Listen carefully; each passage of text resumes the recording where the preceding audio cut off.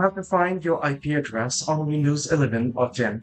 Well, hello everybody, welcome back to the channel. Well, I can go it quick and easy on how you can find your IP address on Windows 11 and 10. Well, you can either use command prompt or you can use settings. If you want to do with settings, head over to Start menu, head over to settings. Once you're on the settings, what you want to do here is simply you want to select network and internet. Once under network and internet, if you're on a Wi-Fi, you want to click on Wi-Fi. If you're on internet, you want to click on Ethernet. I'll click on Wi-Fi here. And once you're on Wi-Fi here, all you got to do is open up here. You're connected and scroll down and head over to properties, and here you should be able to view your IP address. If you want to do it through command prompt, you can open up Start menu and search in for CMD and open up command prompt.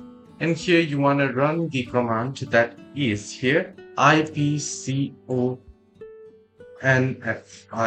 and you want to hit enter. And once you have done so, you should be able to find your IP address. Hope this video helped you. Do like and subscribe as well.